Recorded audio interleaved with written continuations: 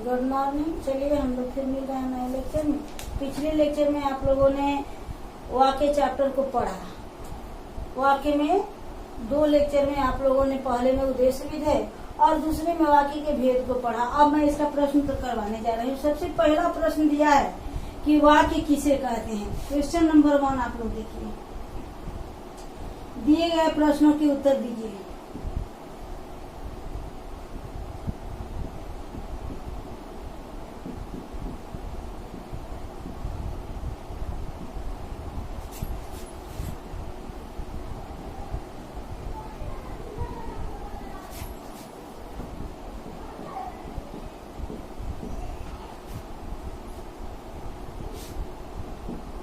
अब देखिए प्रश्न नंबर क में कह रहा है कि वाक्य किसे कहते हैं।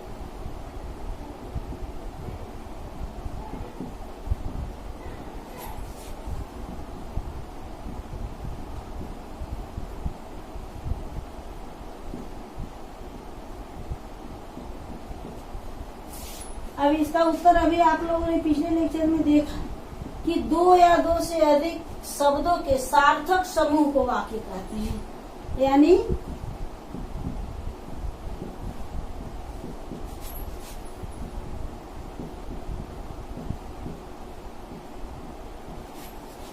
दो या 2 से अधिक, यानी कम से कम 2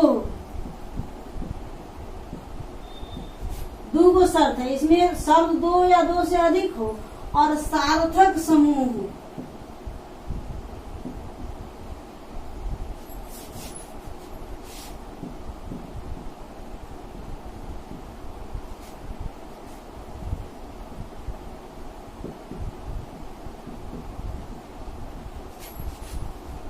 आप लोग फेयर में क्वेश्चन आंसर करते चलिएगा।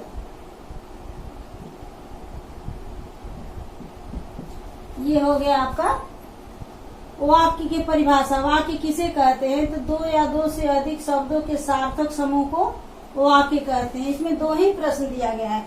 अब कह रहे हैं कि वाक्य के कितने अंग होते हैं, उनके नाम लिखें।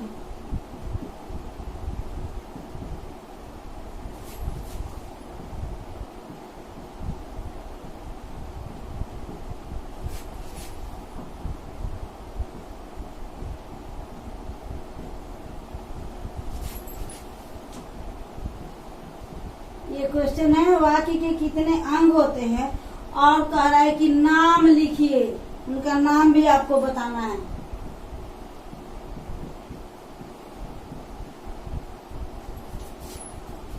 अब देखिए इसका उत्तर देखिए। वाक्य के 2 अंग होते हैं। कितने अंग होते हैं? 2 अंग होते हैं।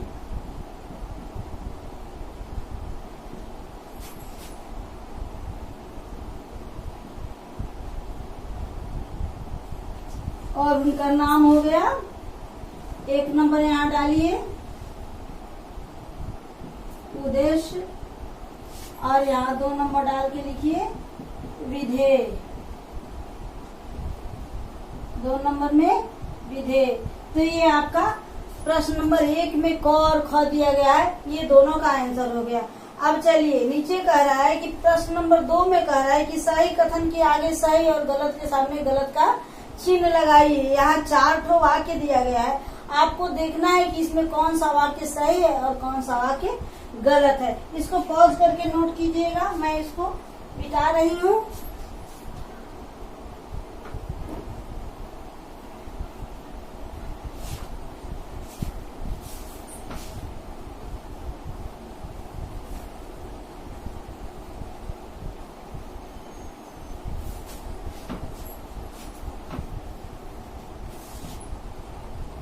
देखिए प्रश्न नंबर 2, इसमें हम पूरा नहीं लिख रहे हैं। ऊपर देखिए सिर्फ इसमें सही गलत, सही के सामने सही के निशान लगाना है।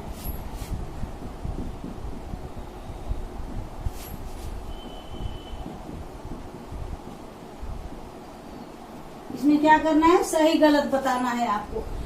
क नंबर में कह रहा है कि वाक्य हमारे विचारों को सार्थक रूप में प्रकट करते हैं। वाक्य हमारे विचारों को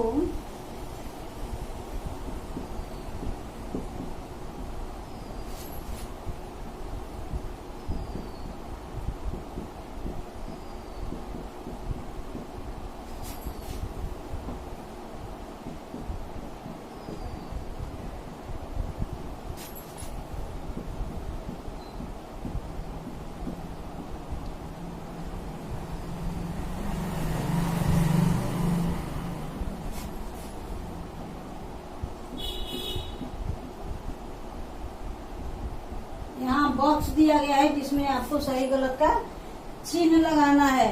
वाक्य के 2 अंग होते हैं।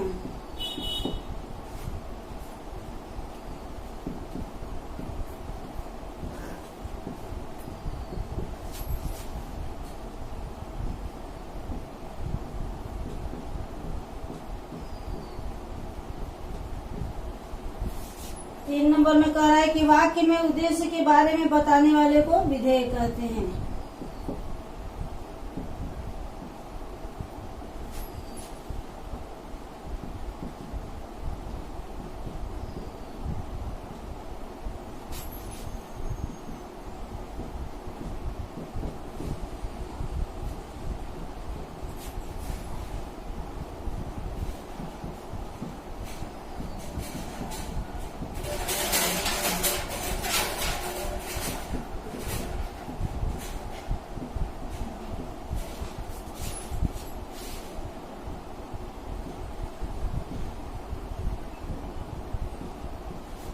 और लास्ट में कह रहा है रचना के आधार पर वाक्य के 3 प्रकार होते हैं।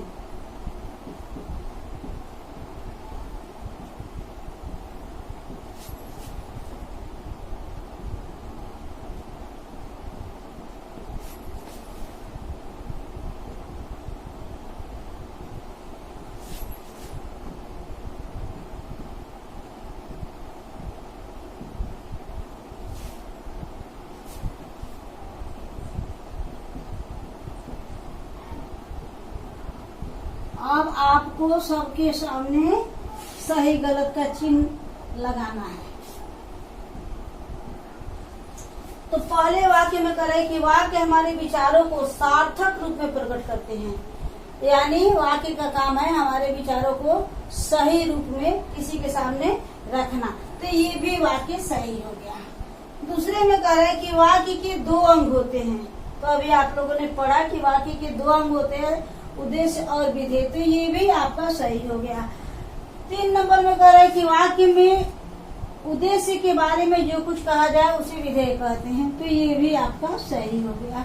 और नीचे कह रहा है कि रचना के आधार पर वाक्य के 3 प्रकार होते हैं। तो ये भी आपका सही हो गया, यानी इस वाक्य में चारों के चारों सेंटेंस जो है सो सही हैं। तो इस प्रकार से आपका प्रश्न नंबर 2 कंप्लीट। क्वेश्चन नंबर 3 पर चल रहे हैं। इसमें कह रहा है कि रचना के आधार पर वाक्य के भेद पर सही के निशान लगाइए, यानी रचना के आधार पर वाक्य के कितने भेद होते हैं उस पर सही, कौन सा वाक्य सरल है, कौन सा संयुक्त है और कौन सा मिश्र है, इन वाक्यों को पहचानना है। तो कह रहा है कि बच्चे ने दूध पिया और सो गया। देखिए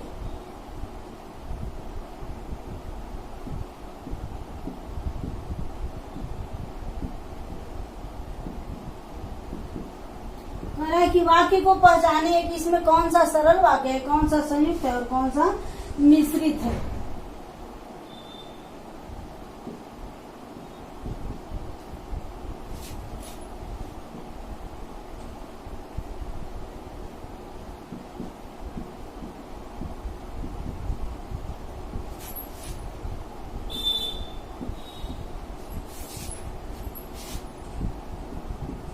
उसी पर आपको चिन्ह लगाना है।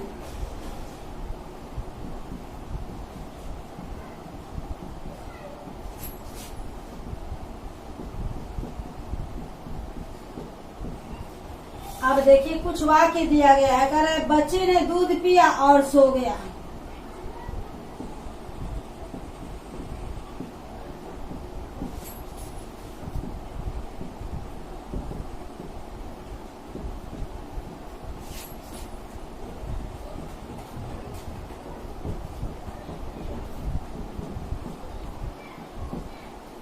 दूसरे में कह रहा है बंदर केला खा रहा था।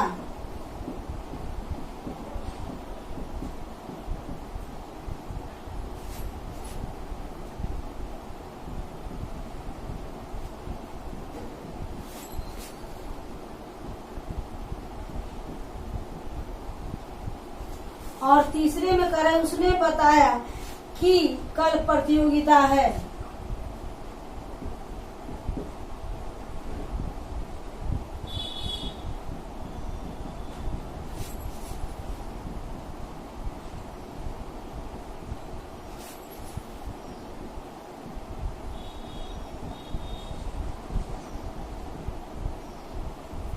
अब ये तीनों वाक्य में आपको बताना है कि कौन सा वाक्य सरल है, कौन सा संयुक्त है और कौन सा नहीं।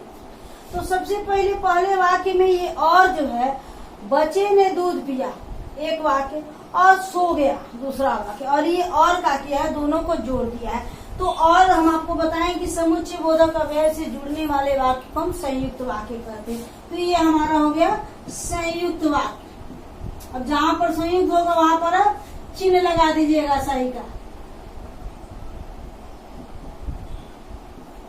2 नंबर में कह रहा है कि बंदर केला खा रहा था। एक ही वाक्य है ये, इसमें एक ही कर्ता और एक ही, ये आपका सरल वाक्य हो गया। और ये आपका बच गया, तो ये क्या हो गया, मिश्रित वाक्य।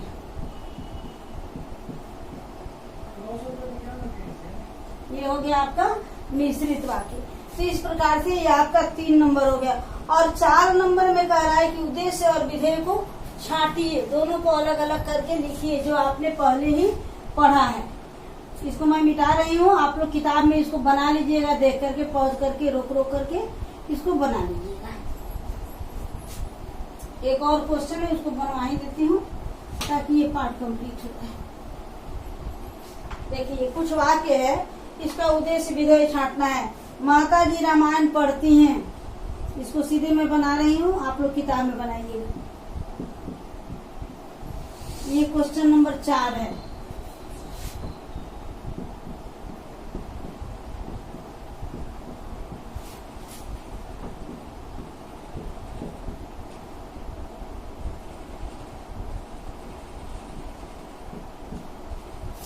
दूसरा कर है, हमारी टीम मैच जीत गई।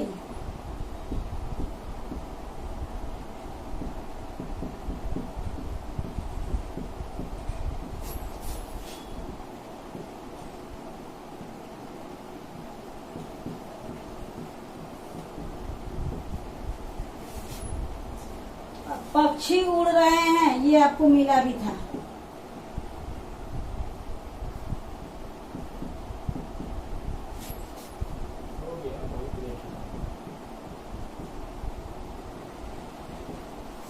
और अंत में कह रहा है, कविता ने कहानी सुनाई।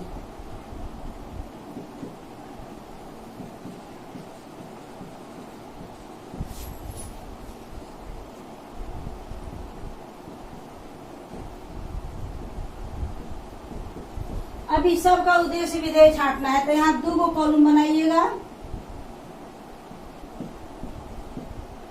हम लाइन खींच के आपको बता दे रहे हैं। पहले वाक्य में हमारी माता जी उद्देश्य हो गया, दूसरे वाक्य में हमारी टीम उद्देश्य हो गया, और तीसरे वाक्य में पक्षी उद्देश्य हो गया, और चौथे वाक्य में कविता उद्देश्य हो गया। तो यहाँ उद्देश्य को मैं लिख दे रही हूँ, और विधेय को, बाकी बचा जो भी चीज है उसको आप विधेय के सामने लिख लीजिएगा।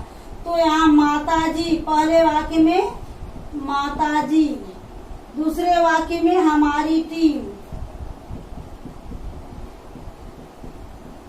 तीसरे वाक्य में पक्षी, और चौथे वाक्य में कविता। ये हमारा उद्देश्य है। और जो बच रहा है, जितना भी इसमें का बिना रेखा खींचे वाला जो शब्द है, ये सारा का सारा हमारा विधेय हो गया।